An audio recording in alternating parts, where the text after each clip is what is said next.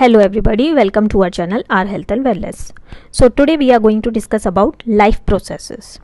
हम देखते हैं हमारे चारों तरफ दो तरह का मैटर होता है, लिविंग एंड नॉन लिविंग. जितने भी लिविंग ऑर्गेनिजम्स और नॉन लिविंग ऑर्गेनिजम्स हैं उसमें क्या कॉमन है? उसमें ये कॉमन है कि कुछ बेसिक एलिमेंट्स होते हैं जो दोनों की ही फॉर्मेशन करते हैं, जैसे carbon, hydrogen, oxygen, nitrogen etcetera. दोनों पर ही कुछ फिजिकल लॉज एप्लीकेबल होते हैं, जैसे ग्रेविटेशन, रेडिएशन, मैग्नेटिज्म एक्सेट्रा.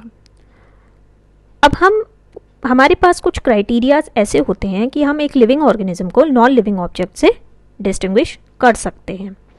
तो यही क्राइटेरिया कैरेक्टरिस्टिक फीचर्स हो जाते हैं हमारे लिविंग ऑर्गेनिजम्स के.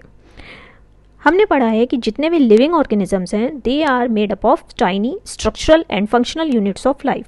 हमने पढ़ा भी है सेल की डेफिनेशन अगर हम याद करें तो cell is the structural and functional unit of life. हमारे सेल्स प्रोटोप्लाज्म के बने होते हैं जिसको हम लिविंग मैटर कहते हैं, और उसमें हमारे सेल ऑर्गेनेल सस्पेंडेड होते हैं जो हमारी various activities, metabolic activities perform करते हैं. कुछ ऑर्गेनिजम्स हमारे यूनिसेलुलर होते हैं जबकि कुछ मल्टीसेलुलर भी होते हैं. लिविंग ऑर्गेनिजम्स की बात करें तो चाहे वो यूनिसेलुलर हों या मल्टीसेलुलर हों, सेम बेसिक फंक्शंस या प्रोसेसेस परफॉर्म करते हैं for the maintenance of their lives. अब ऐसा नहीं है कि हम सो रहे हैं या रेस्ट कर रहे हैं तो ये लाइफ प्रोसेसेस परफॉर्म नहीं होते हैं, वो होते हैं. All the processes which together perform this maintenance job and are essential for sustaining life are called life processes. अब होता क्या है, ये लाइफ प्रोसेसेस को सस्टेन करने के लिए बहुत सारी बायोकेमिकल रिएक्शंस हमारे अंदर लिविंग ऑर्गेनिजम्स के अंदर होती हैं जिसको हम कलेक्टिवली मेटाबॉलिज्म कहते हैं. मेटाबॉलिक एक्टिविटीज़ परफॉर्म करने के लिए लिविंग ऑर्गेनिजम्स को लगातार एनर्जी की ज़रूरत होती है, चाहे वो सो रहे हों तब भी.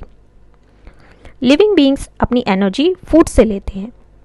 अब यूनिसेलुलर ऑर्गेनिजम्स की बात करें तो उनके पास कोई स्पेसिफिक ऑर्गन्स नहीं होते कि फूड लेने के लिए अलग ऑर्गन है, गैशियस एक्सचेंज के लिए अलग ऑर्गन है, वेस्ट एक्सपेल करने के लिए अलग ऑर्गन है, या कोई ट्रांसपोर्टेशन हो रहा है, तो ऐसा कुछ नहीं होता. ये ऐसा इसलिए होता है क्योंकि जो entire surface of unicellular organism होता है वो इन्वायरमेंट के कांटेक्ट में रहता है, और ये सारे ही life processes through the process of diffusion होते हैं. बट कॉम्प्लेक्स मल्टीसेलुलर ऑर्गेनिजम्स की बात करें तो उनके सारे बॉडी सेल्स एक्सटर्नल एनवायरनमेंट में एक्सपोज्ड नहीं होते हैं. तो अगर इनकी बॉडी की रिक्वायरमेंट की बात करें तो सिंपल डिफ्यूजन से इनका काम नहीं चल सकता. इनकी बॉडी में स्पेशलाइज्ड ऑर्गन्स या ऑर्गन सिस्टम्स होते हैं जो उनके various life processes carry out करते हैं. क्या होते हैं लाइफ प्रोसेसेस? तो एक तो आपका न्यूट्रिशन हो जाता है, that is obtaining and utilising nutrients. Second हो जाता है आपका ट्रांसपोर्टेशन ऑफ मटीरियल्स. थर्ड हो जाता है आपका reproduction, that is producing young ones. Fourth हो जाता है आपका control and coordination, that is response to stimuli. Fifth हो जाता है आपका मूवमेंट एंड लोकोमोशन. सिक्स्थ हो जाता है आपका excretion, that is elimination of body waste. Seventh हो जाता है आपका respiration, that is obtaining and utilising energy. So that is all about the introduction to this chapter. Thank you so much.